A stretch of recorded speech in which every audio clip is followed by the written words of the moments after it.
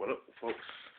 I'm back once again doing another video game review, and this time I'm reviewing Ninja Gaiden 3: The Ancient Ship of Doom that was made by Tecmo, and this is pretty much the third and final Ninja Gaiden game that was released on the NES, practically making it a trilogy and such.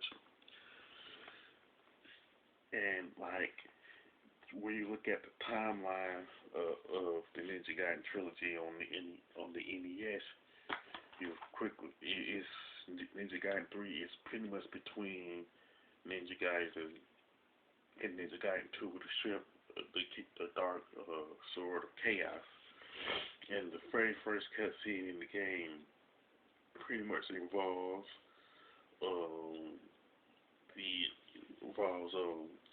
Irene running from this guy that pretty much looks like Ryu, and she even calls him Ryu. Like she steps back, and she was near a cliff, and she steps back, and she falls to her death. It doesn't look like it. But then it switched to another part where it says Irene was killed in action, and Ryu was responsible for her death. But like Ryu knew he wasn't there when the whole thing went down, so he investigated what happened to Irene and found out who this imposter was. And you go through the first stage, and after you complete the first stage, you just where you run into Clancy, and he pretty much tells Ryu about this project called the Biohazard Plan. He talks about it, but he doesn't really go into great details about it. That he pretty much works with Clancy in the process, and pretty much the story does actually twist and turns like the first two Ninja Gaiden games. Now, Ninja Gaiden 3 has a new set of levels. Of course, they're gonna have new level design and stuff. Plus, there's enemies that's new to the trilogy that wasn't in the first two games, and you have new new bosses to fight. Of course, when you go through the stages, you have the usual enemy placement, and the game is really high paced and all that. Plus, the secondary weapons that were in the first two Ninja Gaiden games pretty much reappear in this one, plus a few more. Excuse me. Then there's a few more secondary weapons that's new, and it's pretty. It's one thing about the secondary weapons in the Ninja Gaiden trilogy.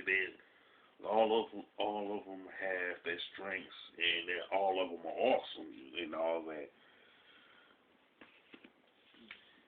And then there's the fact that the respawning the enemies are back in the Ninja Gaiden 3 like the other two games, which can be problematic, is if you get hit by an enemy while you're trying to jump to another platform, you can get hit, you fall back and you fall into a pit, and then you die.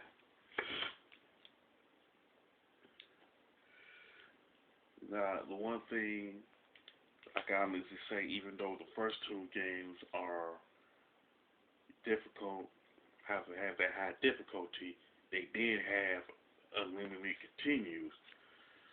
But with Ninja Gaiden 3, Tecmo pretty much decided to have Ninja Gaiden 3 have unlimited have limited continues, which I don't get why they programmed Ninja Gaiden 3 to have limited continue, while the first two had unlimited continues. it makes things a bit more frustrating in my opinion. And it's to me because they went that route with the continues. It makes it the hardest. Makes Ninja Gaiden 3 the hardest game in the trilogy. You know what I'm saying? So because of the limited continues that exist in Ninja Gaiden 3, my advice is to have all of the enemy placements and all of the secondary weapon locations memorized throughout the game. Pretty much the main reason is because I did it with the first Ninja Gaiden game and the first Castlevania game. And then the reason behind that is because I pretty much died a lot less because I had both because I had the secondary weapons and the enemy placements memorized. Like this is I honestly believe that Ninja Gaiden 3 was made for the hardcore gamers in mind. You know what I'm saying? Because of how hard it is.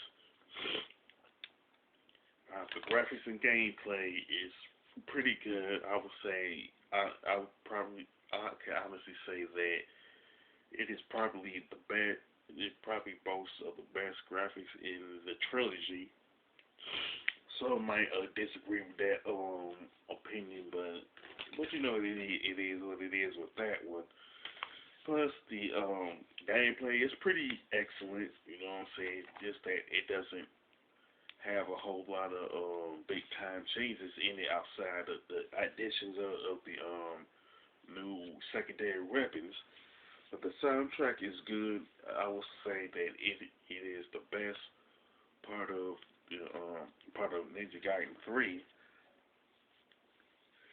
I would say because of the high difficulty of Ninja Gaiden 3, because of the pretty much like the first two Ninja Gaiden games, it'll say it will make the Ninja Gaiden trilogy on the NES practically the hardest trilogy to ever to be released on any console. You know, mainly because of the respawning of the enemy placement and respawning, the newer hazards that were introduced in Ninja Gaiden 3, and the fact that the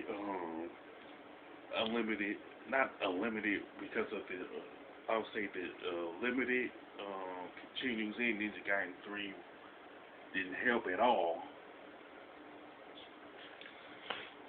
Now I would say that the Castlevania trilogy on the NES pretty much comes close, but it's still a distant second because they don't have the same type of like hazards that the Ninja Gaiden trilogy has. But the Ninja Gaiden 3 is still a good game, even though it's part of the hardest trilogy of all time. And I would pretty much recommend Ninja Gaiden 3 for anybody that's a hardcore gamer or a Ninja Gaiden fan. With that being said, I would definitely give this like a 9. You know, with that being said, if you like Ninja Gaiden 3 or the Ninja Gaiden trilogy on the NES as a whole, you could definitely mention it in the comment section. If you like this video review, don't hesitate to click the thumbs up button and don't forget to subscribe. This is your boy Big Metroid Fan 12 signing off.